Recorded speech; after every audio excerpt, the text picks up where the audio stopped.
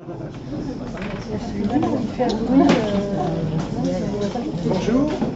Bonjour. Bonjour. Bonjour Serge, oui, moi aussi je suis alcoolique. Bonjour Serge, monsieur, on est content de te voir. Alors, on va, le sujet de cet atelier conférence, c'est donc la loi d'attraction. Donc on va parler de plusieurs domaines. Déjà, qui connaît la loi d'attraction? Ça fait quelques-uns. Tu connais. Qui a déjà obtenu des places de parking? Des places de parking grâce à la loi de l'attraction. Ah, oui. Qui a vu le film Le Secret? D'accord. Ok, alors je ferai référence à ce film un peu documentaire de temps en temps, et puis en fait, dans cette conférence, je vais témoigner de la réalité de ce que je peux vivre moi avec la loi d'attraction. Vous m'entendez mal? Je peux bien, ouais. Comme ça me permettra de ne pas parler trop fort. Donc, je vais vous témoigner de situations que j'ai vécues moi-même, de la façon dont ça s'est déroulé, et puis aussi souvent avec les clients que j'ai eus, parce que on a pu notifier des changements assez importants dans leur vie à partir d'un travail qu'on fait sur la pensée, parce que moi, en tant que hypnothérapeute, je travaille sur la réalité imaginaire. La réalité imaginaire, c'est celle qui se passe en fond dans notre tête et qui, en fait, détermine une grande partie de notre relation avec la réalité. Donc, j'ai fait un plan parce qu'au départ, j'ai beaucoup de choses à vous raconter, puis il faut que je m'organise un peu, autrement je risque de passer à côté de certaines choses. Alors, donc on va parler des principes de fonctionnement, que peut-être vous connaissez déjà pour certains, pour d'autres pas. On les ajustera par rapport à ce que moi j'en connais. Ensuite, je vais vous faire des petits exercices, et je vais aussi vous proposer des techniques, parce que finalement, j'ai déjà fait une fois une conférence, enfin c'est pas moi qui la faisais, c'est quelqu'un qui faisait une conférence sur la loi d'attraction, et la personne disait pourquoi ça ne marche pas. Donc c'était bien, pourquoi ça ne marchait pas, mais derrière les gens étaient venus parce qu'ils voulaient récupérer des façons pour que ça fonctionne aussi. Alors rassurez-vous, ça fonctionne tout le temps, et c'est peut-être ça qui peut être un peu inquiétant, c'est que tu as un micro, pas? Il arrive. D'accord. Il arrive.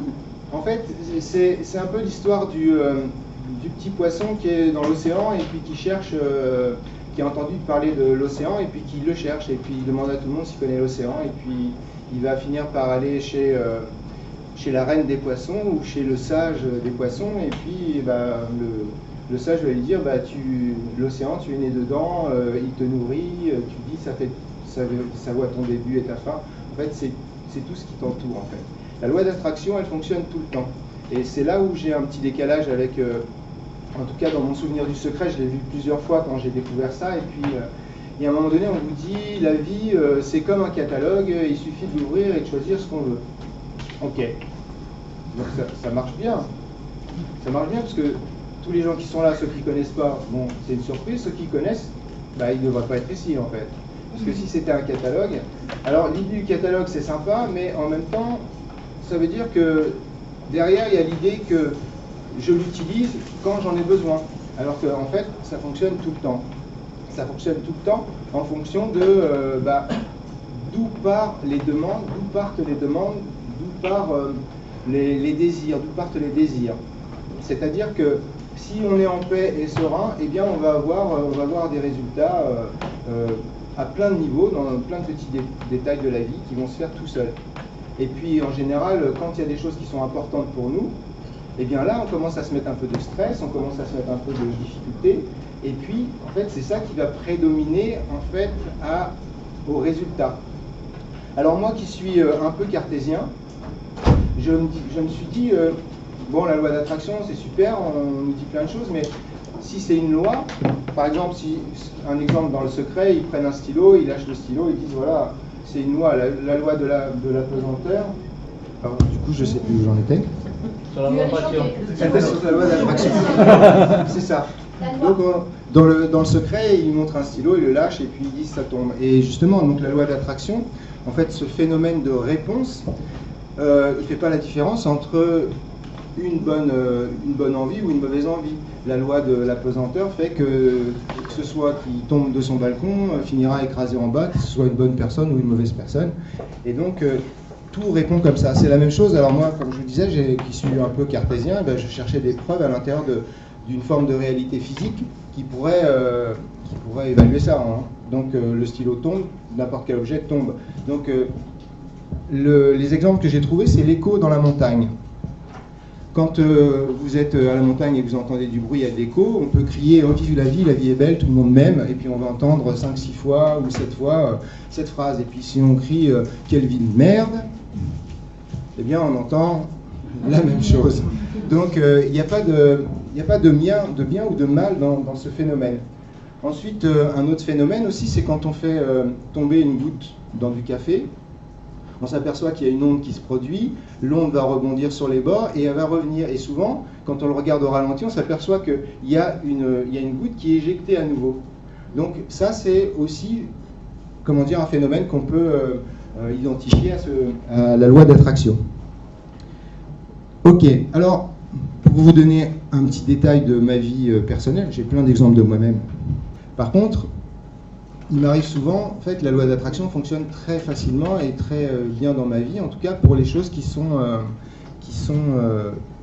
fait assez simples. Alors peut-être que vous le remarquerez chez vous aussi, c'est-à-dire que quand j'ai besoin de quelque chose et que je me dis oh, ça va venir, et bien en fait ça vient très vite. Par contre, si je suis focalisé sur quelque chose dont j'ai besoin et qui est un besoin un peu plus pressant, et bien là, ça freine. Alors je vais vous expliquer plein de choses par rapport à ça. Ok, alors en fait, le principe c'est la pensée, on vous dit dans le secret, la pensée est créatrice. Et effectivement, la pensée est créatrice, sauf qu'elle est créatrice tout le temps. L'univers répond avant de penser. C'est un peu comme si on pouvait imaginer une bulle, j'envoie une pensée, puis elle va revenir multiplier, par exemple comme l'écho ou comme la goutte d'eau dans le café. Et puis, on a deux façons de penser en fait. On a une façon qui est un peu consciente et puis on a une façon qui est inconsciente. Et finalement, on n'est souvent pas resté par la pensée qui est inconsciente.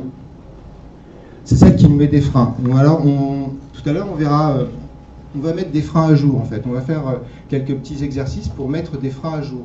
Et puis après, je vous donnerai des techniques pour supprimer les freins.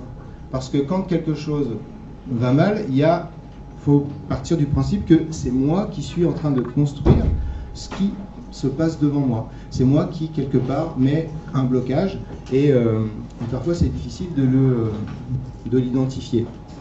Mais par exemple, moi, dans mon cas de figure, si je ne suis pas riche, c'est parce que finalement, j'adore mon métier et que d'être riche, j'imagine que derrière, ça va être ne plus faire mon métier, peut-être être en vacances tout le temps et j'ai pas envie d'être en vacances tout le temps. Enfin, vous voyez, c'est un peu bizarre par rapport à la conférence de ce matin, mais en fait, moi j'ai fait des métiers de survie jusqu'à il y a encore quelques années.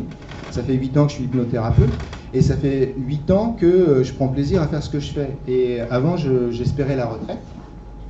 Et maintenant que je fais un métier que j'aime, j'espère pas la retraite parce que c'est un plaisir de partager avec les gens et puis de voir qu'ils évoluent dans leur vie. Donc, et puis comme je travaille assis, je me dis je peux travailler longtemps. Ok. Ouais. Alors, donc la loi d'attraction, ça dit que ça fonctionne en fonction de nos pensées. Et alors je voulais vous donner des exemples de réalité, puisque je dis que c'est la réalité imaginaire. J'ai eu un monsieur une fois qui vient me voir en séance, et puis il avait peur des chiens. Alors il a peur des chiens. Je dis bon les chiens, il me dit non pas tous les chiens, moi j'ai un chien. Et donc il me dit non j'ai pas peur de votre chien parce qu'il y a un maître avec. Par contre j'ai peur des chiens errants. Alors moi je me dis mais des chiens errants, vous entendez bien? Je me dis, les chiens errants, j'en croise pas souvent, quoi. Je lui dis, vous en voyez beaucoup? Et il dit, ah ben oui, j'en vois beaucoup, souvent. Bon, ok. Donc c'est sa réalité à lui, c'est pas la mienne. On fait des exercices, on retire en fait un chien, une histoire en relation avec un chien qui lui a fait peur quand il était plus jeune, on se débarrasse de ça, et puis il revient la semaine d'après. Donc instantanément il allait mieux, mais la semaine d'après quand il revient, je lui dis alors comment ça se passe avec les chiens errants. Et là, il me dit, je ne peux pas savoir si ça marche votre truc, parce que j'en vois plus. Donc, en fait, la réalité, c'est ça. Je fais ma fille, un autre exemple, ma fille, après le bac, elle fait une école anglaise à Paris d'hôtellerie. Et puis donc ma fille, c'est un petit morceau de jeune fille assez timide. Et puis elle me dit, papa, quand je vais au tableau, quand je dois parler devant tout le monde, je suis super stressée, tout le monde me regarde, tout le monde me critique, on rit de moi et tout, le regard des autres me dérange. Alors, on fait une séance d'hypnose, et puis pendant la séance d'hypnose, je lui dis maintenant, eh bien, tu vas observer que les regards vont être accompagnateurs, ils vont être bienveillants, ils vont être doux, et tu vas te sentir soutenu par les regards.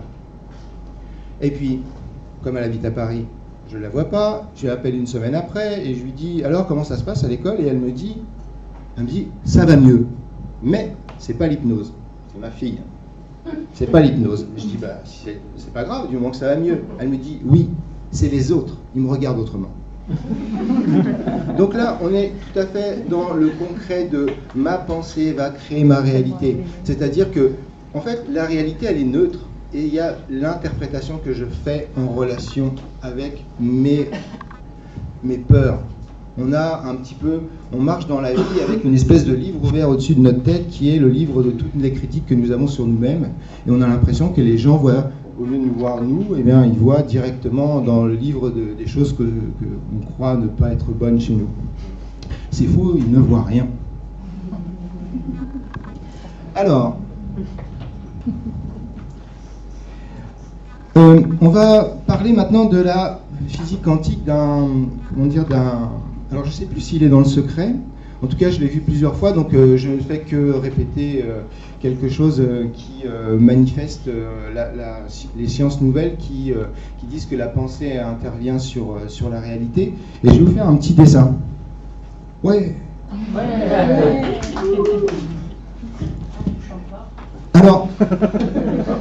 Alors, moi je ne suis pas un spécialiste et puis je ne suis pas ça trop de près. En tout cas, on parle du boson de High, il y a le boson X. En tout cas, on fait des études au niveau tourner le tableau. Comme ça, un peu mieux. Ok, donc ils ont fait une expérience, ils ont mis une lumière comme ça qui envoyait de la lumière, des photons, donc des particules très fines de lumière. Ils ont fait un trou dans un mur et derrière ils ont mis une espèce de rideau, comme ça, un tissu, vous voyez par ici ? Oui. Un tissu qui recevait en fait la projection des photons. Et dans ce cas de figure, les photons étaient localisés en face, comme ça. Ça va jusque-là, tout le monde pense que c'est normal. Ensuite, ils ont fait un deuxième exercice sur le même principe, une lumière, et puis là, ils ont fait deux trous. Et là, sur le rideau derrière qui devait recevoir les photons, à votre avis, qu'est-ce qu'il y avait ? Deux trous. Deux trous ? Un seul ? Ça dépend de la distance de la lumière. Eh oui. Ça dépend de la distance de la lumière. La distance de deux faisceaux comme ça. S'il est assez loin, normalement, les faisceaux sont convergents. Convergents. Ils émergent. Alors, là où je suis d'accord avec vous, enfin en tout cas par rapport au truc, c'est pas moi qui ai fait l'expérience, mais c'est que la lumière est passée à travers les trous, de loin ou de près. En fait, c'était sur les mêmes principes ici. Et en fait, ils ont eu deux résultats. Ils ont eu des résultats, en fait, comme celui-ci, avec deux espaces, comme ça, où les photons étaient localisés, comme ça. Et ils ont eu, alors je fais un troisième résultat, où finalement, ils ont eu, les photons étaient complètement éparpillés de façon... voilà, diffuse, merci. J'ai oublié de vous dire, des fois je fais des blagues bizarres, et puis parfois je manque de vocabulaire, donc c'est pour vous rassurer, je suis normal en fait. Alors, donc il y a eu ce phénomène. Alors qu'est-ce qu'ils ont fait, les scientifiques qui se posent des questions, comment ça se fait qu'il y a ces deux phénomènes? Alors ils ont commencé à se poser la question de l'intervention de celui qui observe la réponse en fait. ils ont commencé à faire intégrer l'observateur de l'expérience dans l'expérience. Et ils ont commencé à faire... ils ont pris des étudiants, on n'aura pas leur nom aujourd'hui, ils ont pris des étudiants, ils ont fait l'expérience je ne sais combien de fois, et précédemment, au moment où ils leur disaient ce qu'ils allaient faire, il y avait cette expérience-là, et ils prévenaient du résultat. C'est-à-dire, ils leur disaient, tu vas voir, tu auras 2 ronds comme ça avec les photons, nous on vérifie juste que ça. Et puis un autre qui disait, tu vas voir, c'est étonnant parce que il va y avoir une diffusion totale des photons, c'est assez étonnant. Et en fait, à chaque fois, ils ont eu le résultat de ce qu'ils avaient proposé à l'observateur. Donc les photons, c'est des très petites particules de lumière, et il y avait donc la conjonction de la pensée va influencer ces particules.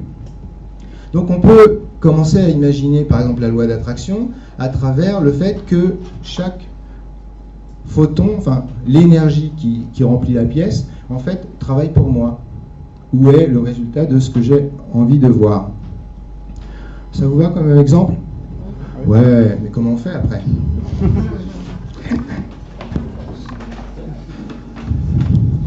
Alors, on va commencer. Alors, j'ai préparé des petites expériences à vous faire.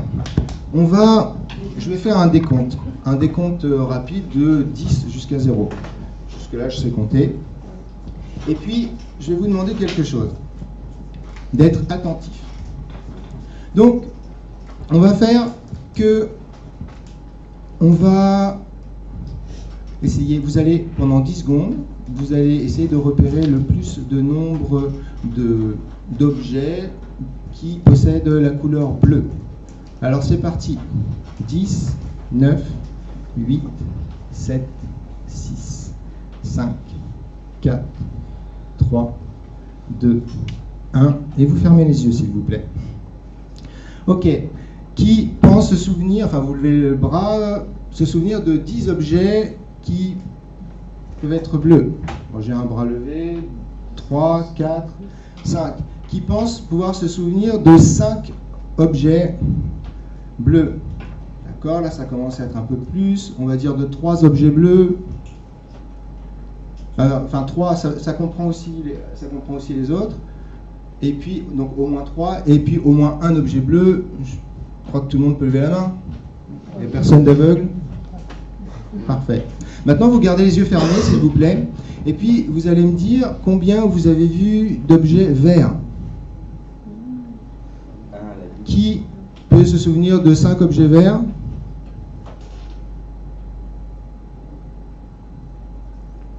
Bon, ils sont 3. De 1 objet vert? Ok. C'est pas la majorité des gens. Ok. Donc, vous pouvez ouvrir les yeux, je vous soulage.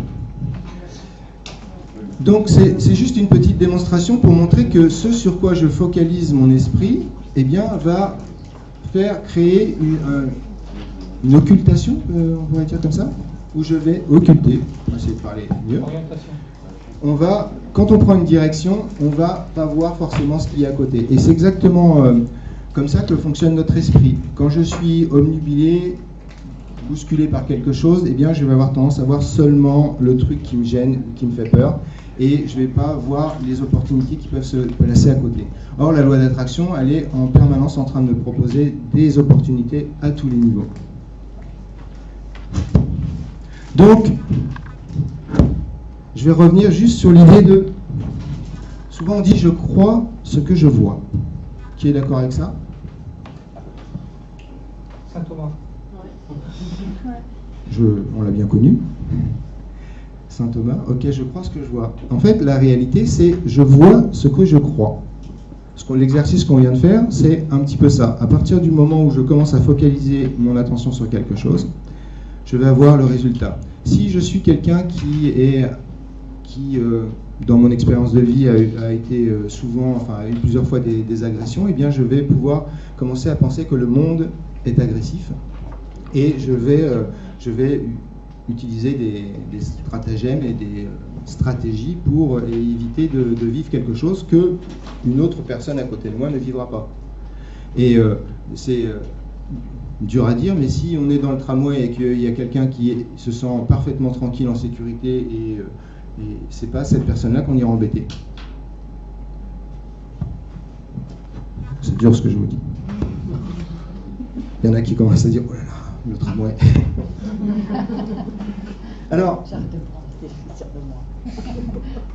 Alors maintenant, je vais vous parler des formes que j'ai pu observer. Des formes que j'ai pu observer sur la manière dont se manifeste ou comment on peut reconnaître la loi d'attraction. Parce qu'en fait, ça se manifeste tout le temps. Et quand on va dans les... quand on va un peu plus loin dans la philosophie ou cette espèce de réalité, si je vois ce que je crois, en fait, je suis vraiment le créateur de toute ma vie. Je suis le créateur de mes relations avec les autres, je suis créateur de mon travail, je suis créateur, en fait, à la fois de mon potentiel et de mes limites. Donc ça, c'est des choses que, évidemment, on peut faire bouger quand on change sa réalité imaginaire. Alors, pardon, excusez-moi. Donc, je vais marquer le hasard. Si je fais des fautes, vous me pardonnerez, ou je pourrais les corriger avec votre règle. C'est comme ça que c'est écrit. C'est bon alors.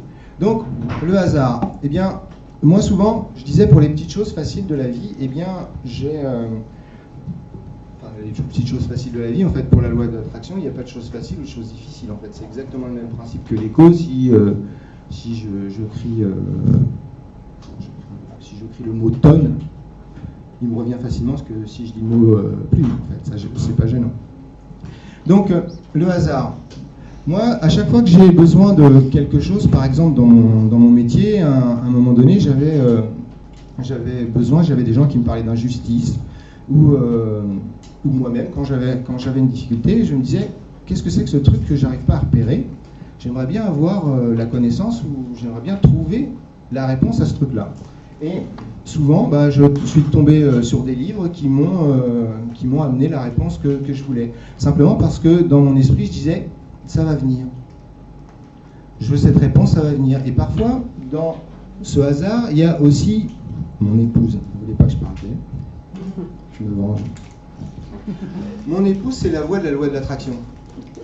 Parce que souvent, j'ai désiré des trucs, mais j'ai pas envie de les chercher, moi. Et puis elle me parle de quelque chose. Je voulais faire des photos pour mon site internet. Et puis, j'avais pas envie d'aller payer un photographe très cher pour faire des photos. Et puis, j'ai dit, bon, de toute façon, j'ai envoyé l'idée, ça va venir. Et puis, sans lui en avoir parlé, un jour, quelques temps après, pas longtemps après, il me dit, oh, regarde, sur Groupon, publicité. Sur Groupon, ils font une offre de photos à 19 € pour, je sais plus, 6 ou 12 photos professionnelles. Je fais, vas-y, prends. Donc, j'ai fait ça. Ça, c'est ce que je pourrais appeler le hasard, c'est-à-dire que je parle de quelque chose à quelqu'un, et puis il me donne une réponse ou il me donne un détail de quelque chose qui va me permettre ensuite si je suis mon idée, en fouillant un peu, d'aller récupérer l'information dont j'ai besoin. Donc, le hasard. Ensuite, il y a une idée persistante.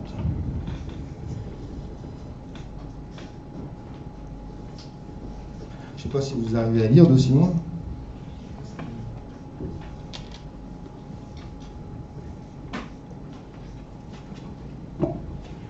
Une idée persistante. C'est une idée qui arrive quand on a besoin de faire quelque chose.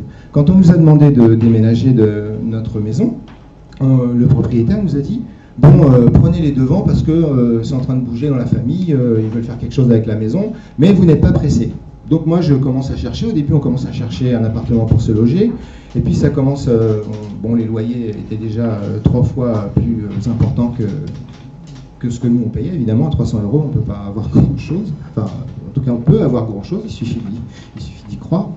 Et je me dis, mais puisqu'on n'est pas pressé, il y a une idée qui me vient dans la tête, pourquoi ne pas acheter un appartement qui serait occupé, et puis au moment où on devra déménager, eh bien on fera les démarches. Après, à l'intérieur de moi, il y avait un petit quelque chose qui disait oui, mais tu vas mettre des gens dehors, c'est peut-être pas super. Mais bon, je garde quand même l'idée et je commence à chercher encore un peu de publicité pour Le Bon Coin.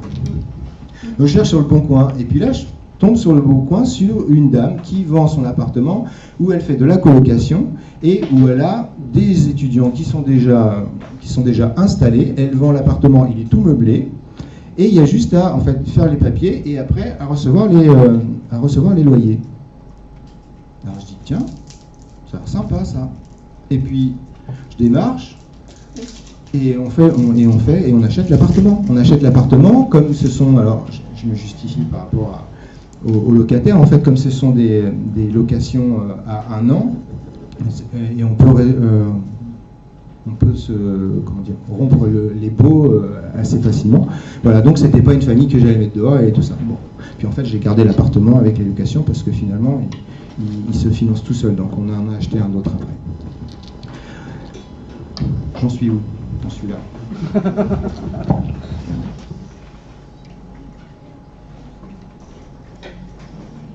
Ensuite, il y a ce que j'appellerais des opportunités. À moins que vous vouliez encore un truc sur une idée persistante. Ça marche? Un petit truc sur une idée persistante. Dans la maison où on habitait, j'avais mis une petite piscine hors sol, et puis il y avait un figuier juste à côté, et j'avais dans l'idée de mettre je voulais mettre quelque chose pour que les enfants puissent jouer avec une corde au-dessus de la piscine et s'amuser. J'avais mis une branche à un moment donné, mais comme ils ont grandi, la branche a cassé.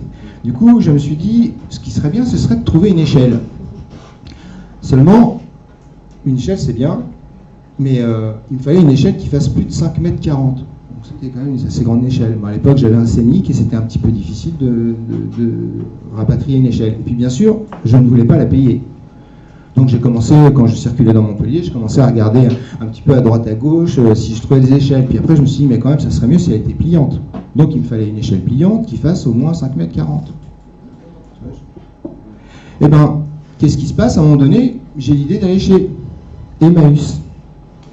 Je sais pas pourquoi. Bon, moi je me dis j'y vais. J'arrive chez Emmaüs, ils avaient tout transformé, puis je ne retrouve pas les mêmes choses que d'habitude. Là j'étais prêt à payer un petit peu mon échelle, et puis il n'y a rien. Puis juste avant de partir, je me dis quand même, l'univers, je dis quand même quoi, parce que je râle moi évidemment. Alors je dis quand même, puis je commence à scruter un peu l'horizon, et puis j'ai vu des gros tas de, finalement, c'était pas des poubelles, mais c'était tous les trucs qu'ils gardaient pas. Et je me dis bon bah je vais voir là-bas. J'arrive, il y avait un tas pour le bois, il y avait un tas pour le métal, et il y avait un tas de plein de trucs. J'arrive sur le tas de métal qui n'était pas très gros, et il y avait une grosse plaque comme ça. Et je me dis, alors je voyais pas d'échelle. Alors là encore je fais, ben, quand même j'ai pas d'échelle, ça va pas ça. Puis après, alors j'allais partir, puis une petite idée me dit, mais regarde quand même sous le truc là, le gros truc là. Alors bon, je regarde, je me baisse, je regarde, et puis là je fais, pardon, je dis putain, ben, je dis putain, je m'avance, je dis c'est pas possible, on dirait une échelle. Alors comme je suis un petit peu pessimiste, je me dis, avec tous les trucs qu'il y a dessus, je vais pas arriver à la sortir.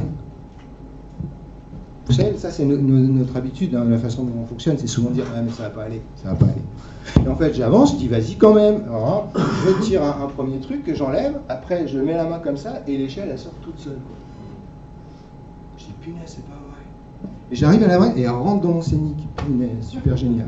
Puis à côté je vois il y avait des blocs de mousse, il y avait du bois, et puis je vois un matelas, un matelas pour les vieilles personnes ou pour les personnes handicapées. Un gros truc. Et puis je dis, mais pour le trampoline qu'il y a dans le jardin, parce qu'il n'y avait plus la mousse autour des trampolines, je dis, mais ça c'est bien. Et hop, j'ai emmené ça. Donc vous allez dire, ce gars, il nous parle de l'attraction et il fait des poubelles. C'est ça, vous allez dire. Et donc je rentre chez moi, je mesure l'échelle, et elle fait 5,60 m. Super, je l'installe au-dessus de la piscine avec la corde, et puis les enfants, bah, je sais pas si je l'ai bien fait, monsieur. Bon, ils sont pas blessés. En fait, ils montaient sur l'échelle et ils sautaient directement dans 1,20 m d'eau, hein, ils sautaient comme ça.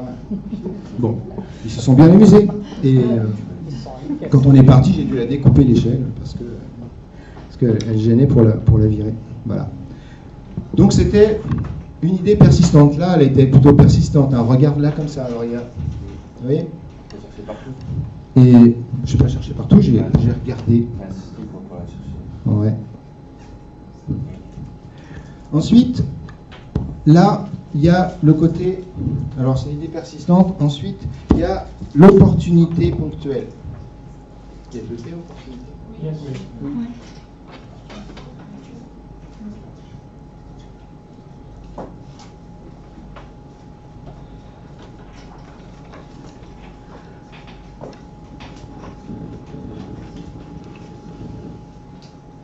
L'opportunité ponctuelle, c'est lorsque quelque chose, alors on aurait pu dire que, par exemple, quelque chose sur Groupon, quelque chose en fait qui me devient accessible parce qu'il y a une promotion de quelque part ou j'attends quelque chose. À une époque, je faisais confiance à une grande marque de centre commercial, Lidl par exemple, parce que j'avais besoin d'une plastifieuse et je me dis, ça va arriver chez Lidl. Et puis 2-3 semaines après, il faisait la plastifieuse, pas cher. Voilà. Donc c'est bien. Maintenant, à un moment donné, quand je travaillais à mi-temps dans une entreprise, et puis je faisais mon métier d'hypnothérapeute, et puis j'avais envie de partir aux États-Unis, j'aurais voulu traverser les États-Unis. Et le comité d'entreprise a proposé de faire la route 66 en moto. J'avais le permis. On pouvait payer en plusieurs fois, étaler les paiements, et donc j'ai pu étaler les paiements et puis partir faire la route 66 en Harley Davidson. Et puis en revenant, je me suis dit, mais quand même, j'ai pas fait l'autre côté, on n'est jamais allé à New York. Puis une petite voix qui me dit, ouais, mais quand même, tu demandes beaucoup, quoi. Et puis, je crois 1 an et demi après, c'était 2 ans après, et puis il fallait financer, j'ai pu faire, ils nous ont proposé d'aller au Canada en passant une journée à New York et puis en remontant jusque sur les rives du Saint-Laurent voir les baleines. Donc on a encore fait ça, c'était sympa. Et puis après, on était déjà allé en Thaïlande avec ma femme, puis je me suis dit, tiens, ce serait bien, j'aimerais bien retourner en Thaïlande. Puis 2 ans après, il y avait un voyage en Thaïlande, encore une fois, pour pas cher, avec plein d'opportunités. Et donc j'ai pu faire ça. Donc ça, c'est ce que j'appelle des opportunités ponctuelles. Comment ? Non, c'est moi qui fais la C'est toi. Ok, et puis après, on va arriver au côté magique. Alors, le côté magique, il y a toujours quelque chose qui se passe, même sur un côté magique. Le côté magique de la loi d'attraction, et moi je vais vous raconter donc encore une anecdote qui m'est arrivée, le truc qui m'a complètement convaincu, qui m'a mis en joie, dans une joie énorme. Et je veux juste dire qu'un convaincu, c'est quand même un cartésien qui s'abandonne, en fait, c'est ça. Donc, je fais des photos pour mon site internet. Et puis, vous voyez, moi je suis plutôt dans cette tenue-là d'habitude, et puis pour faire des photos, il fallait avoir l'air sérieux, donc j'ai mis une chemise et puis un costume. Et puis, comme j'avais qu'un seul costume, c'était celui de mon mariage, je vais chercher le costume de mon mariage, j'essaie de rentrer dedans pour voir si ça rentre encore, donc ça allait encore. Et puis quand je l'enfile et puis je me mets devant la glace, je fais comme ça, et puis je sens quelque chose dans ma poche. Je dis, tiens, qu'est-ce que c'est? On dirait du carton. Je mets la main dans ma poche, et puis je sors une enveloppe. Une enveloppe de cadeau de mariage. Ça faisait 4 ans que mon costume était comme dans une remise, en fait, comme une espèce de cave. Et 2 fois où ma femme était allée au puce, je lui avais dit, mais va le vendre mon costume, je m'en fiche de mon costume, vends-le. Puis elle l'avait gardé en disant, oh non, quand même, c'est ton costume de mariage. Donc là, je regarde, j'ouvre l'enveloppe, et c'était, je le remercie grandement, mon frère qui m'avait fait un cadeau, et je me suis souvenu après qu'il m'avait dit, garde-la de côté parce qu'il y a de l'argent dedans. Alors, j'ouvre l'enveloppe, et puis je découvre 500 €. 500 € qui dormaient depuis 4 ans. C'est sous le matelas pareil. Sauf que, pour prendre l'histoire au début, à un moment donné, je fais un stage de systéma. Un stage de systéma, c'est de la self-défense, c'est un truc que j'aime bien. On fait de la gestion du stress, plein de choses avec ça. Et puis je fais un stage, et je suis super enchanté par le prof, par le stage, et je trouve ça génial. Et puis, les stagiaires me disent, il y a un autre stage dans 6 mois, est-ce que tu viens? Et là, je leur dis, le stage, c'est 500 € la semaine. et j'ai le temps matériel pour venir, mais j'ai pas l'argent. Et puis la liste d'attente, elle est complète. La liste d'inscription est complète et il y a déjà une liste d'attente. Alors j'ai dit, ça va être un peu dur. Mais ça m'avait tellement chanté, je me suis dit, je développe les bons sentiments comme dans le secret. Je dis, ça serait bien si je pouvais y aller. Et en même temps, je n'y accroche pas. C'est-à-dire que si c'est bien, je vais créer de la résistance. Donc, ça serait bien, j'aimerais bien y aller. Pendant les 6 mois qui m'ont séparé du stage, j'ai eu 2 fois l'appel d'un stagiaire qui me disait, alors tu viens? Et puis j'ai dit, bah non, écoute, j'ai pas l'argent. Et puis la liste, je me suis pas inscrit, mais bon, je dis, on sait jamais. Et puis là, donc, cette fois-ci, j'enfile le costume, je trouve 500 €.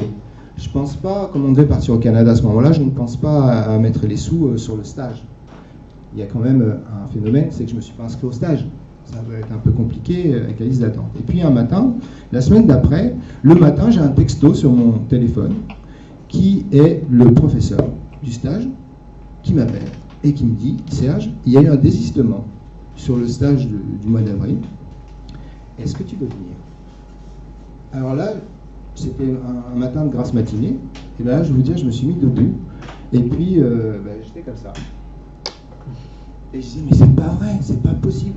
J'ai senti une joie extraordinaire en fait à ce moment-là, parce que là, en fait, la preuve dont j'avais besoin, la preuve qui disait qu'il y avait quelque chose de magique qui se passait, elle était là pour moi. En fait, un stage où l'argent est arrivé comme ça par hasard, et puis le moment où on m'invite à aller à ce stage.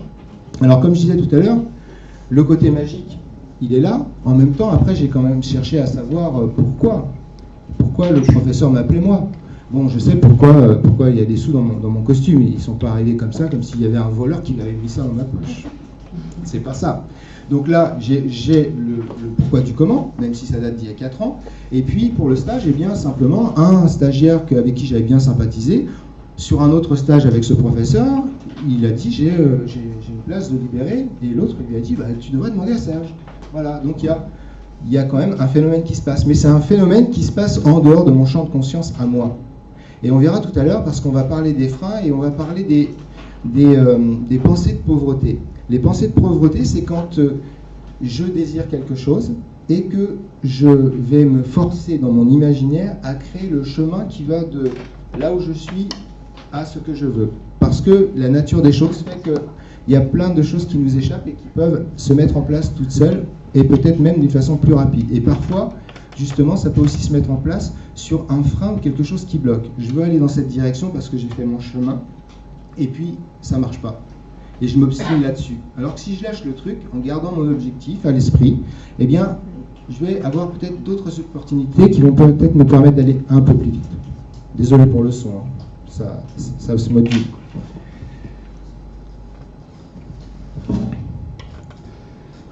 Alors, on a parlé de la physique quantique. Maintenant, on va voir un petit peu comment ça marche. Donc, on crée des vibrations. On crée des vibrations avec nos pensées.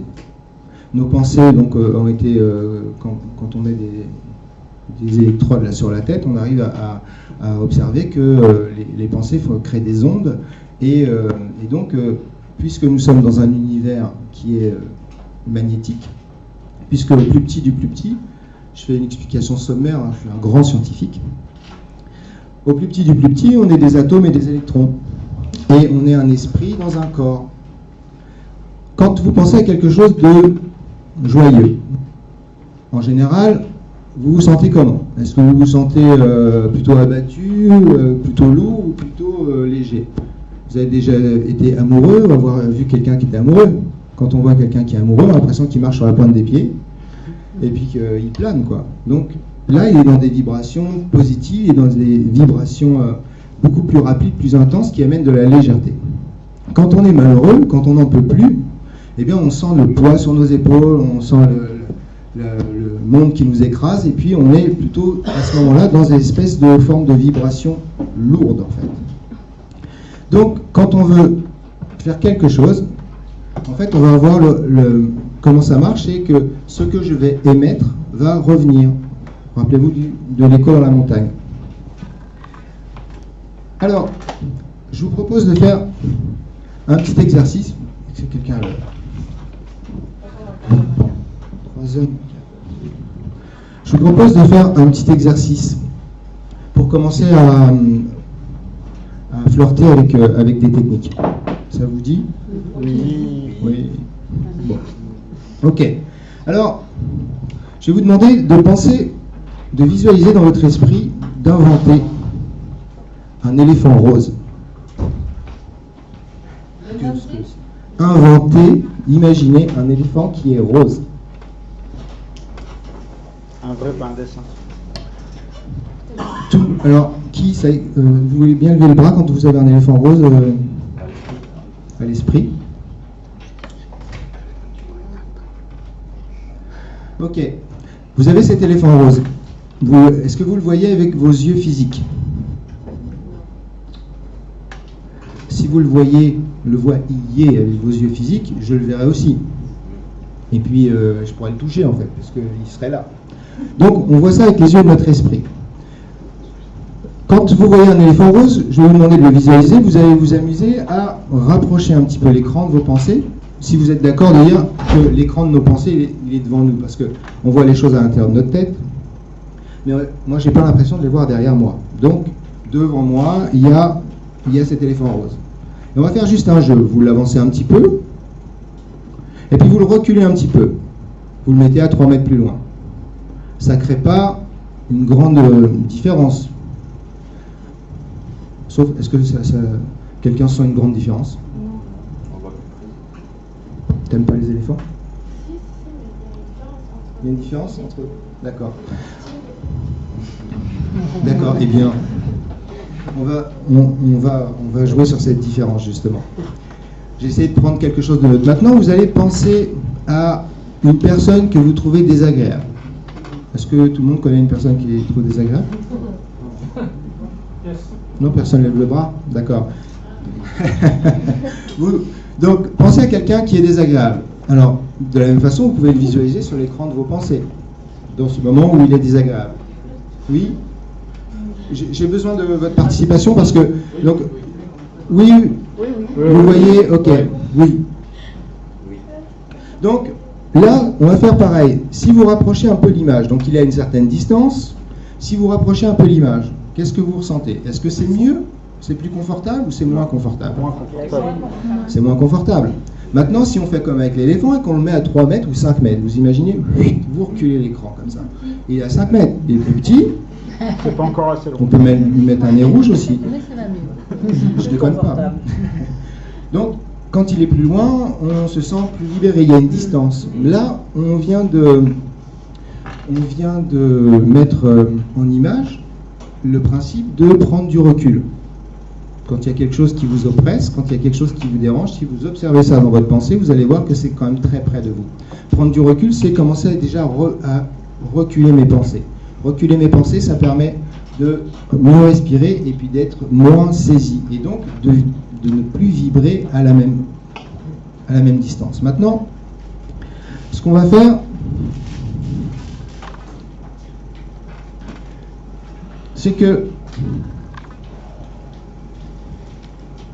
on va faire un petit exercice avec des images positives. Ça vous préférez? Ça vous va? Après, on fera une petite pause. Donc là, je vais vous expliquer la technique que j'ai utilisée.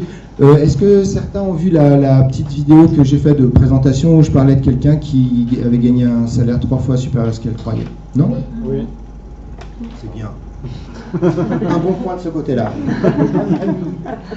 Alors, en fait, un jour, on est invité à un repas avec ma femme à un repas de parents d'élèves, en fait. Et puis, il y avait une dame qui était là, qu'on connaissait peu, et qui était en recherche d'emploi, sauf qu'elle était graphiste. Elle était graphiste et c'était vraiment, elle faisait des bijoux, enfin c'était vraiment une artiste. Il y avait pas... Parfois on se pose des questions sur sa destinée, mais en tout cas, elle, c'était son truc, quoi. Son mari était musicien, elle était graphiste, elle faisait des bijoux, enfin... la famille était plutôt de cette branche-là. Et puis, elle ne trouvait pas de boulot dans sa branche parce qu'elle avait des pensées, des croyances sur la difficulté de trouver du travail dans son domaine d'activité. Elle disait, les patrons ne veulent pas payer, ils nous piquent nos idées, dans la région, il n'y a pas de boulot. Tout était compliqué. Et je lui dis, mais c'est pas possible, si tu penses comme ça, tu peux pas trouver. Et puis même si tu t'orientes vers un métier, elle cherchait un métier dans le secrétariat, quelque chose qu'elle n'avait pas pratiqué et puis qui n'était pas son truc, quand je lui disais, mais est-ce que ça te fait plaisir? Si tu t'imagines en train de faire du secrétariat, ça te fait plaisir? Bah non, là, ça t'aide pas. Donc rien ne pouvait concourir à ce qu'elle trouve quelque chose qui ne lui plaise pas. Et donc je lui ai dit, viens à la maison, tu connais le secret. J'avais un renfort vidéo sur ce coup-là. Je lui dis, viens, on regarde le film ensemble, et puis après on fait une séance. Et on fait une séance où on a travaillé sur justement cet exercice-là, où on a commencé à mettre des pensées positives. Et puis je lui dis, combien tu veux gagner? Alors elle me dit, 1 200 €. Alors je lui dis, tu vas pas prendre 1 200 €, c'est le SMIC. Je dis, choisis au moins 3 000 €. Elle me fait, oh ben non, c'est trop. Donc, vous voyez, ça c'est important. Et justement, après, je lui poserai une question. Donc, elle me dit, non, c'est trop. Je lui dis, de toute façon, t'as rien à perdre. On fait des exercices, on verra bien ce qui se passe, et puis, t'as rien à perdre, 3 000 €. Elle me fait, bon, d'accord. Donc, on fait les exercices, celui qu'on va faire ensemble, et puis, un mois après, à peu près, c'était son anniversaire. Elle nous invite avec ma femme, et puis quand on va la saluer, elle me dit, il faudra que je te dise quelque chose. Alors, je me suis dit, tiens. Et donc, elle m'annonce qu'elle a trouvé à Palavas un contrat où elle est payée 3 000 € par mois. Et elle me dit, ah, mais c'est dommage, j'ai arrêté de faire la technique. Mais en fait, ce qui s'est produit, c'est que, en fait, quand on change nos croyances, déjà, elle a pu gagner 3 000 €. À partir de ce moment-là, son cerveau a commencé à enregistrer que c'était possible, qu'il y avait cette possibilité. Tant que je crois que c'est impossible, quelque chose, eh bien, je ne pourrais pas l'acquérir. Ensuite, elle a travaillé pendant plusieurs années avec Palavas, et puis elle a bien gagné sa vie, parce qu'elle a acheté une maison, une résidence principale, et puis c'est allé bien. Voilà. Alors, moi j'ai une question à vous poser. Je voudrais que vous marquiez, je ne sais pas si vous avez un crayon ou que vous vous en rappeliez, que vous marquiez combien vous estimez valoir au niveau de votre salaire. Par mois? Oui, on va dire par mois, ou à l'année si vous préférez mettre... Par mois? À l'année? Ouais.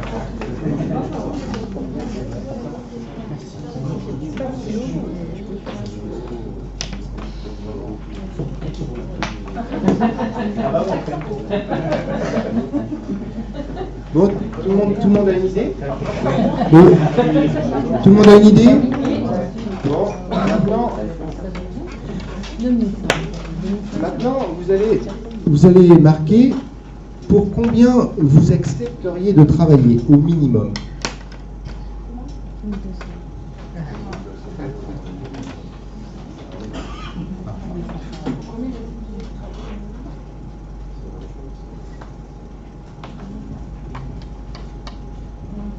Ce coup, on se remet en question.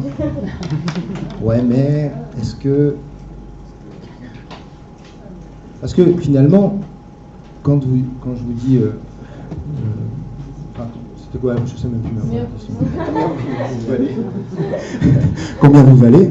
Eh bien, souvent, on a cette idée-là. Après, ça peut être la correspondance avec notre salaire, ou un petit peu plus que notre salaire. Mais la véritable valeur que je me donne, c'est celle à laquelle je vais travailler, pour combien je vais travailler au minimum. C'est celle-ci qui est mon plancher finalement. Parce que mon plafond, il peut varier, mais on peut aussi avoir un plafond, comme cette dame qui me dit, non, 3 000 € c'est trop. Donc, à partir de combien c'est trop?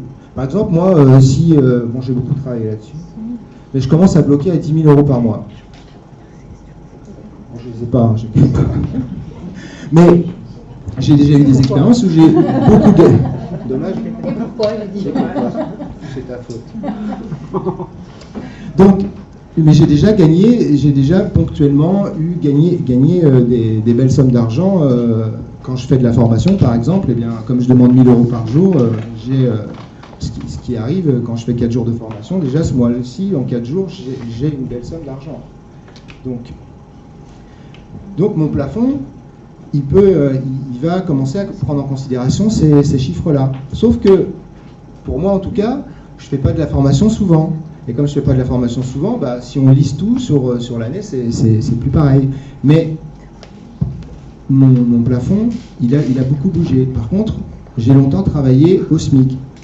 J'ai longtemps travaillé au SMIC parce que j'étais, comme pour la question quel est le salaire minimum sur lequel vous allez travailler, enfin vous pourriez travailler, en fait c'est le salaire de la peur, c'est le salaire de l'inquiétude, c'est comment c'est dans la région, qu'est-ce qui se passe, est-ce qu'il y a du boulot, il n'y a pas de boulot, et bon, il faut que je fasse quelque chose, il faut que je me nourrisse, et il faut absolument que j'ai un travail. Donc à partir de là, je suis prêt à me sacrifier pour une certaine somme, et c'est ce qui peut en fait m'arriver. Ok, ça vous fait plaisir ce que je vous dis? Oui. Alors, une petite astuce que j'ai fait pour changer mon salaire, parce que moi je pensais que je valais le SMIC à l'époque quand j'ai commencé de travailler, comme je pensais que j'étais quelqu'un de moyen, en dessous de la moyenne, et bien, et que le SMIC c'était le salaire normal, je me suis dit tiens, bah, je veux au moins le SMIC.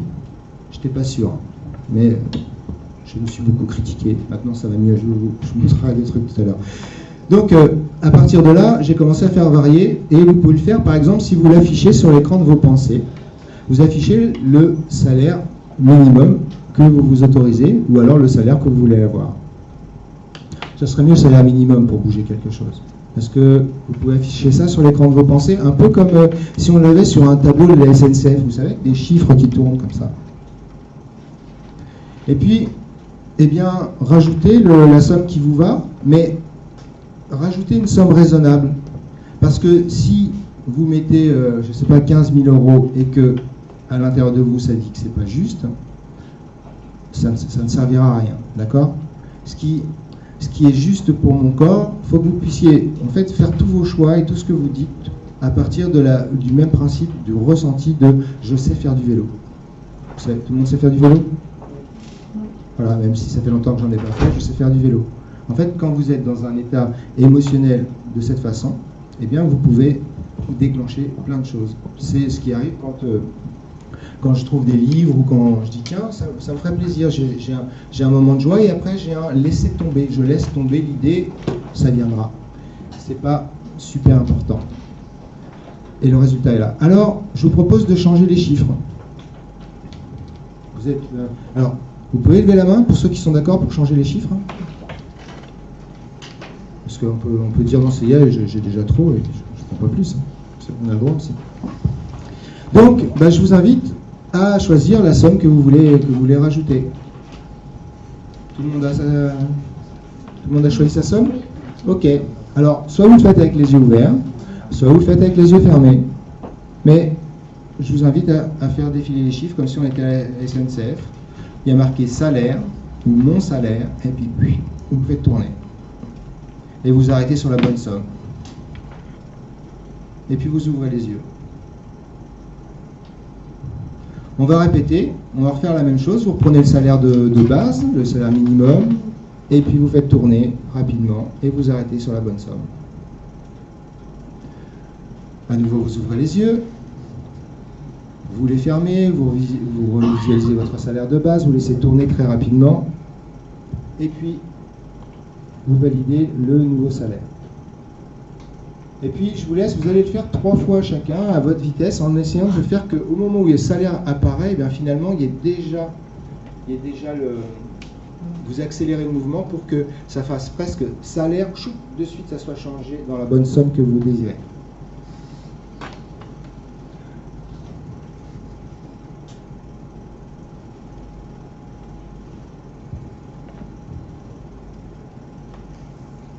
C'est bon?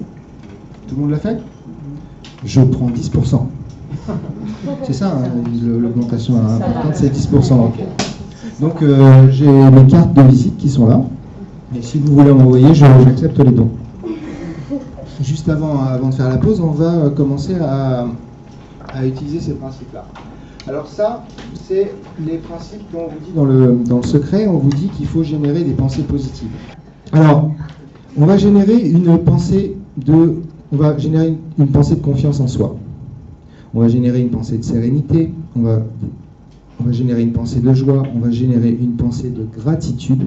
Dans le film Le Secret, il parle beaucoup de la gratitude. C'est très juste. Et puis, on va générer une autre pensée qui sera un sentiment de liberté.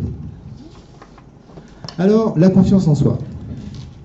La confiance en soi, c'est une chose très ordinaire et très simple en fait. C'est tout ce pourquoi je peux dire que je sais que je sais.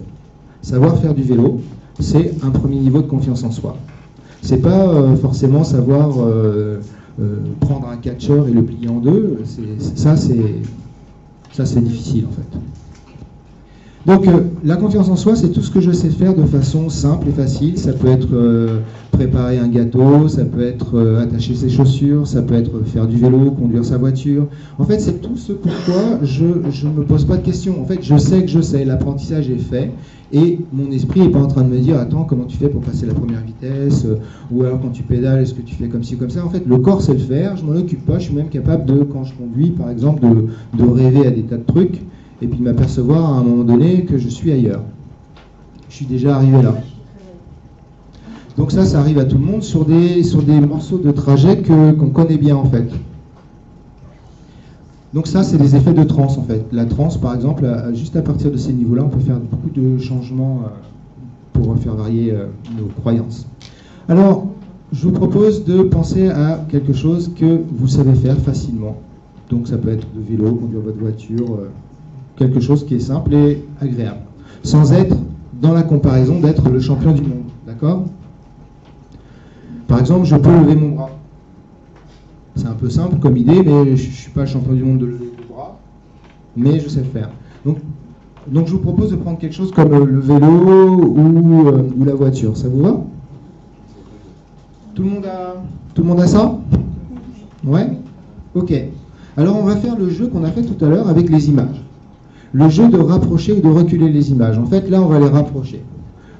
Et je vous invite donc à fermer les yeux et puis à visualiser la situation où vous êtes dans la situation où vous produisez ce que vous avez choisi. Et puis là, eh bien, vous faites un arrêt sur image, sur le moment où vous vous sentez à l'aise, où vous vous sentez tranquille. C'est ordinaire, l'apprentissage, il est là, il est fait, c'est facile, ça se fait tout seul. Et puis là, vous rapprochez l'écran de vos pensées, un petit peu, de quelques centimètres, et vous jouez un petit peu avec. Et puis là, vous allez placer le pouce de votre main gauche dans votre main. Et vous restez en contact avec cette sensation. Il faudrait... Alors, on va recommencer. C'est vrai que je me suis fait surprendre. En fait, je vais vous demander que votre main ne soit en contact avec rien d'autre, parce qu'il y a des gens qui ont les mains sur eux, ou alors qui se tiennent deux mains. En fait, on va simplement faire ça, mais il faut que le bras soit libre de toute chose, d'accord? Parce que, en fait, ce que nous sommes en train de créer, c'est un ancrage kinesthésique, c'est-à-dire que notre corps a la propriété d'associer des sensations et des émotions. On le sait et des sensations, des émotions et toutes sortes de pensées. Si vous pensez à quelqu'un que vous aimez bien, on n'a pas vu ça pour quelqu'un qu'on aime bien. On a vu que pour quelqu'un qu'on n'aime pas. On verra tout à l'heure pour quelqu'un qu'on aime bien. Alors, on prend... Donc, je vous invite à nouveau à fermer les yeux, à vous préparer à mettre votre pouce gauche dans votre main gauche, et puis à visualiser cette situation. Vous êtes dans cette situation où vous savez que c'est facile de faire. Vous pouvez le faire les yeux ouverts ou les yeux fermés, comme vous voulez. Et puis vous rapprochez un peu l'écran. Vous rapprochez l'écran, et puis vous pouvez peut-être observer que la sensation de facilité, d'évidence, elle prend juste un tout petit peu plus corps. Et là, vous mettrez votre pouce dans votre main, et vous restez en contact avec cette sensation, avec ce moment, juste en jouant un petit peu avec l'écran, de telle manière à continuer de ressentir et de rester concentré sur ce moment de confiance en soi, d'évidence, de facilité. Le truc vraiment tranquille et ordinaire. Parfait. Vous pouvez ouvrir les yeux et vous libérez votre pouce. Alors, est-ce que vous avez ressenti une variation quand vous avez fait ça? Qui?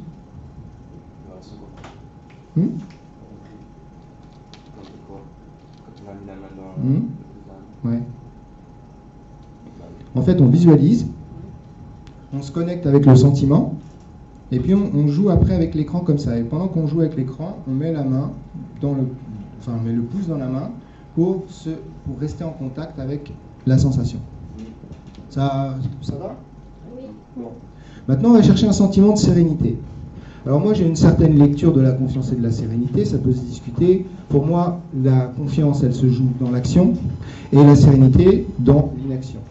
Donc, vous pouvez penser à un moment où vous faites la sieste, un moment où vous bronzez, un moment où vous prenez un bain chaud, ou un bain froid, si vous préférez les bains froids.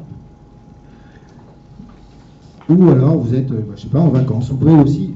Comme on est, encore une fois, dans l'imaginaire, on peut produire exactement ce qu'on veut dans sa tête, parce que de toute façon, mon corps ne lui fait pas la différence entre la réalité et l'imaginaire.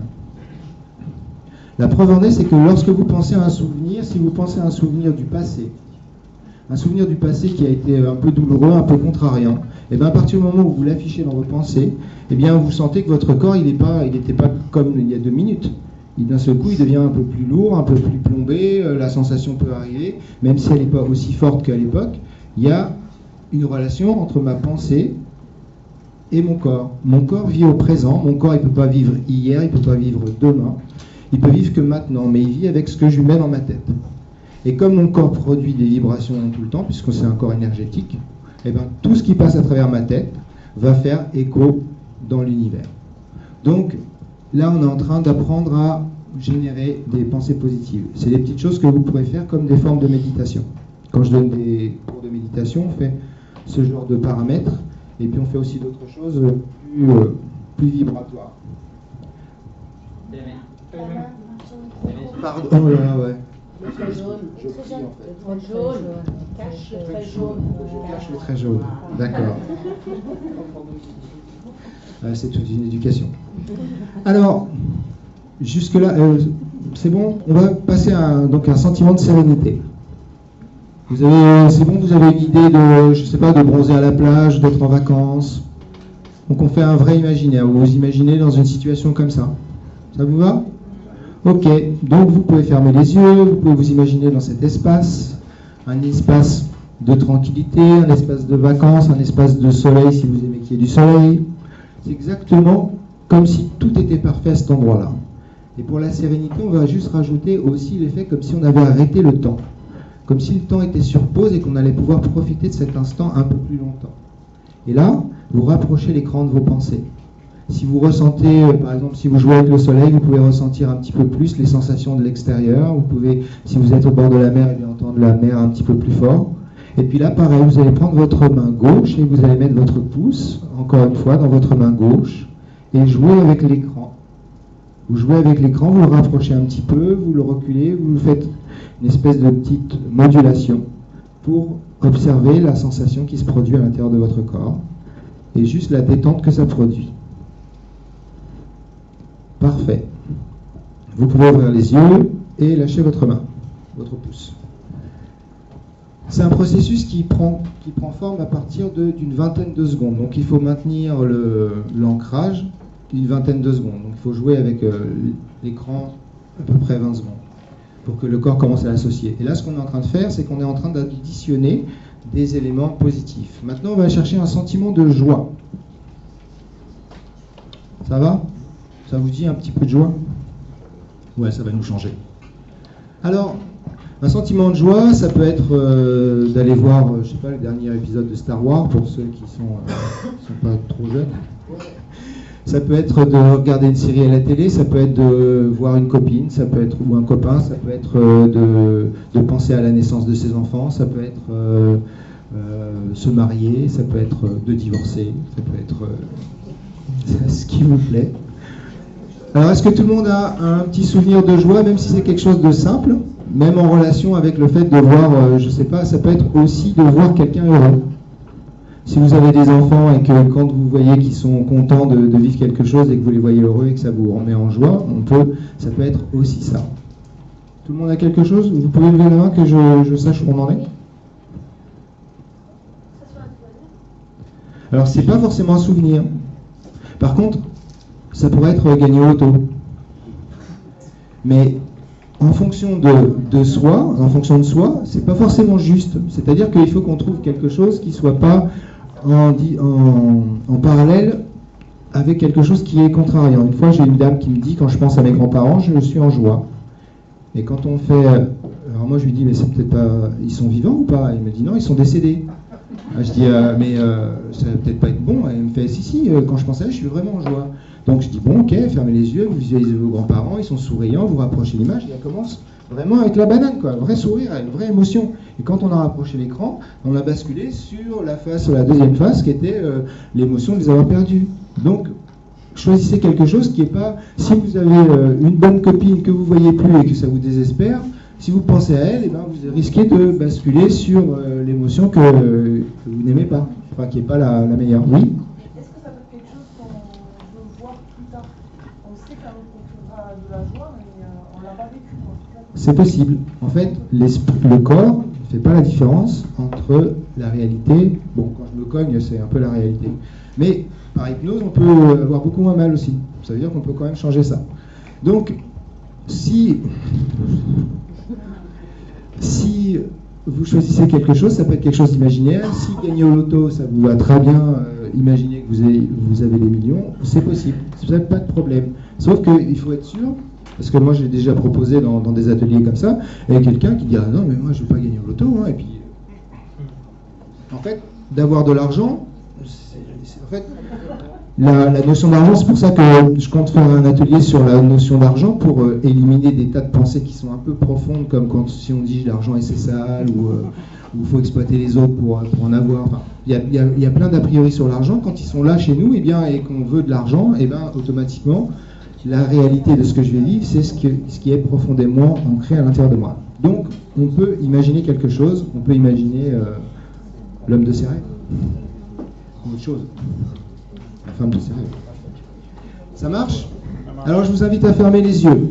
Vous préparez votre main gauche également, et puis, à ce moment-là, eh bien, vous fermez les yeux, vous pensez à la situation qui vous a mis en joie, soit c'est une situation passée, soit c'est une prochaine situation, soit c'est quelqu'un qui est heureux.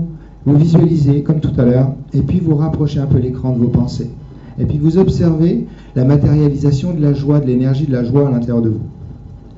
Et puis à partir de là, quand vous ressentez de la joie, vous faites arrêt sur image, vous rapprochez un peu l'écran, vous mettez votre pouce dans votre main gauche, et puis vous jouez un petit peu avec l'écran et vous restez en contact avec ce moment-là. Et vous jouez avec l'écran. Et si vous ressentiez 2 fois plus fort, comme ça, spontanément, sans aucune explication particulière, si le corps manifestait l'énergie de la joie de façon 2 fois plus forte, ça ferait comment si vous laissiez faire? Observez. Ça peut faire quelque chose ou pas? Parfait, vous pouvez ouvrir les yeux.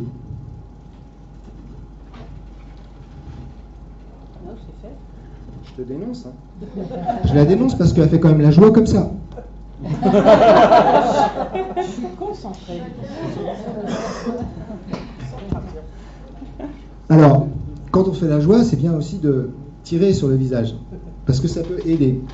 Quand on fait du coaching, on apprend quelque chose. On dit à quelqu'un, par exemple, qui peut avoir des tendances dépressives, quand on va lui dire, vas-y, quand il va parler de lui, il va avoir tendance à avoir tout le corps qui s'écroule. Puis être comme ça, la journée c'est dur. Comme ça. Par contre, si on lui dit d'écarter les bras, de relever la tête, et de marcher comme ça en disant je suis dépressif, il dit ah non mais ça va pas du tout. Bah oui ça va pas du tout. Bah parce que mon corps a aussi une influence, la posture de mon corps et l'attitude de mon corps a une attitude, enfin crée des pensées. D'accord? Donc en sortant vous pouvez tous marcher comme ça. Mais ça marche simplement en redressant la tête, en redressant le buste, un peu comme si vous aviez ici une espèce de ligne horizontale ou quelque chose qui traverse votre plexus. À partir du moment où il va en direction du sol de plus en plus, c'est que vous vous avachissez et que vous commencez peut-être à nourrir de la fatigue et des pensées qui nourrissent la fatigue. Donc faites comme ça, redressez la tête et vous verrez que naturellement vous aurez d'autres idées qui viendront dans votre espace de pensée. C'est pour le corps. Alors, non, j'ai pas fini. On va aller chercher un sentiment de gratitude. Alors, un sentiment de gratitude, c'est un sentiment de reconnaissance. C'est simplement quand on dit merci. Mais on ne va pas prendre un merci de politesse. Bonjour Madame la boulangère, merci Madame la boulangère. On n'en est pas là. On va aller chercher un sentiment de gratitude qu'on va choisir pour quelque chose d'un petit peu plus haut que l'humain.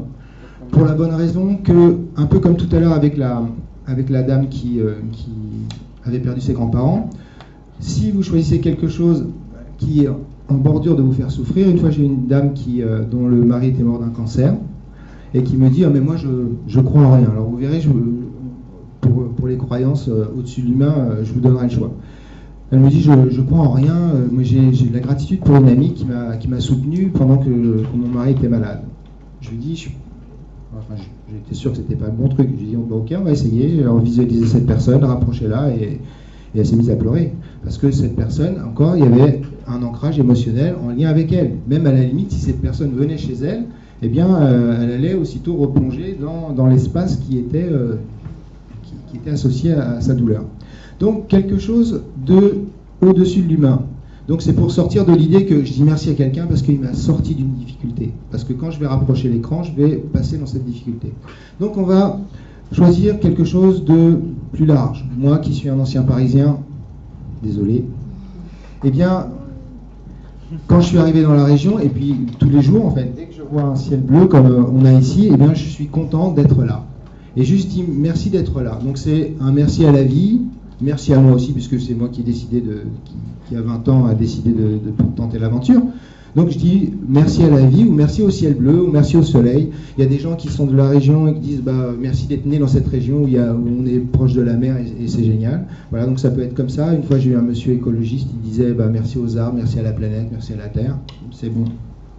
Une fois j'ai une dame qui me dit ah mais moi je suis pas pour les religions. Alors je lui dis je suis pas là-dedans non plus. Elle me dit mais je sais que j'ai un ange. Ok, un ange gardien. Bon, je dis merci à l'ange gardien. Oui, merci à l'ange gardien, c'est parfait. Merci à l'ange gardien. Quand j'étais petit, je pensais que j'avais une bonne étoile. Donc, ça peut être merci à une bonne étoile. Puis après, si vous avez des croyances personnelles, spirituelles, vous pouvez les utiliser à votre guise. Alors, ça vous va si on dit merci à la vie d'une façon générale? Oui. Merci à la vie pour toutes les belles petites choses qui se passent dans la vie, comme si on faisait juste une sélection comme ça, que ce qui brille et ce qui est joli, ce qui nous fait plaisir. Ça vous va? Tout le monde est prêt? Sérieuse. Ok, alors je vous invite à préparer votre pouce gauche. Vous ne le mettez pas tout de suite. Vous préparez votre pouce gauche, vous fermez les yeux, vous visualisez une situation qui peut être tout à fait symbolique.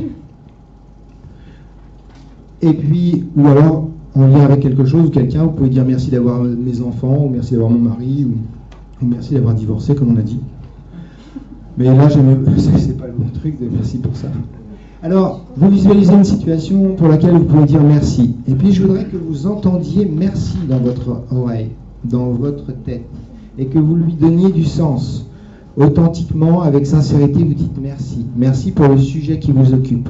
Et puis là, vous allez jouer avec l'écran, vous rapprochez l'écran. Et puis vous dites merci. Et vous augmentez le son dans votre oreille. Et en même temps, vous rapprochez l'écran. Et là, vous allez mettre votre pouce dans votre main. Et continuer de jouer avec l'écran. Et continuer de jouer avec ce merci. Et vous allez observer ce que ça fait dans le corps. Dans le corps, eh bien, ça produit une sensation de bien-être, une sensation de joie en même temps. Il y a comme une espèce de sentiment de bonheur. Moi, j'ai découvert la notion de bonheur à travers cette sensation de gratitude, ce sentiment. Il y a comme s'il n'y avait rien à rajouter ou rien à en retirer de ce moment-là. Il est entier, il est complet. Alors vous pouvez ouvrir les yeux. Ça calme. On se sent bien. On se sent même presque merveilleusement bien. Alors, qui a ressenti les effets de la gratitude? Il y en a qui se font plus facilement parce que je les connais et je les ai déjà torturés à faire ce genre d'exercice. Ok. Donc, pour le moment, on a mis on a associé en fait à cette position, on a associé un sentiment de confiance, un sentiment de sérénité, un sentiment de joie, un sentiment de gratitude. Maintenant, on va faire un dernier truc, on va aller chercher un sentiment de liberté. Donc, là, eh bien, je vous propose de l'imaginer, cette liberté, en fait, simplement. Donc, si vous voulez bien fermer les yeux, on va l'enchaîner de suite. On va enchaîner la liberté, c'est bizarre. Non, c'est pas ça, c'est que tout à l'heure, tu as donné des exemples, et là, tu n'en donnes pas, et je ne sais pas comment visualiser la liberté. Ah oui, eh bien, en fait, c'est pour ça qu'on va faire une expérience qui va être un peu sensorielle. Je vais vous proposer de passer par le corps avant de passer par la tête. Donc, ce qu'on va faire, c'est que vous allez... Je vais répéter ce que je veux dire, je vous présente le truc. En fait, vous allez mettre votre esprit dans une ouverture de curiosité. On se répétera la question, mais la question, ce sera, tiens, si mon corps répondait sensoriellement, donc je ne veux pas une réponse verbale, on veut juste observer ce que ça ferait dans le corps. Donc tiens, si mon corps répondait, comment ça ferait? Ça, c'est la question qu'on va se poser là-haut. Et puis ici, moi, je vais poser la question à votre corps par rapport à la liberté. Ça va? Ok, alors je vous invite à fermer les yeux. À fermer les yeux et puis à répéter cette question dans votre oreille, dire, tiens, si mon corps répondait, comment ça ferait? Et si votre corps répondait à cette question, si le corps manifestait maintenant, comme ça, sans aucune raison particulière, un sentiment ou l'expérience de la liberté, comment ça ferait de découvrir ça à l'intérieur du corps? Comment le corps pourrait générer, comment le corps pourrait manifester un sentiment profond de liberté? Et puis quand vous ressentez quelque chose, eh bien vous mettez votre pouce dans votre main. Et puis si ce que vous ressentez, même si c'est léger, si c'était seulement un tiers de la possibilité du corps de le vivre, ça ferait comment, encore une fois, en laissant faire le corps, si on multipliait par 2 cette sensation, pour arriver à 3 sur 3, ça ferait comment? Et vous observez ce que ça fait. Ok, parfait. Alors vous pouvez ouvrir les yeux. Peut-être que monsieur est allé à la montagne et qu'il faisait un peu frais. C'est ça, parce que j'étais un oiseau, en fait, à la montagne. Un oiseau à la montagne? Terrible. Alors, en général, dans ce type d'expérimentation, on va justement vers ce que je vous disais tout à l'heure, un sentiment plutôt de légèreté. Après, il se concrétise soit visuellement, comme là, un oiseau à la montagne, ou pas, parce qu'on peut être très, très kinesthésique sans avoir forcément besoin d'être très, de visualiser les choses. Ok, alors, je vous propose qu'on fasse une pause maintenant, une petite pause, on fait 10 minutes de pause, et puis on reprend et on va continuer de construire à partir de là.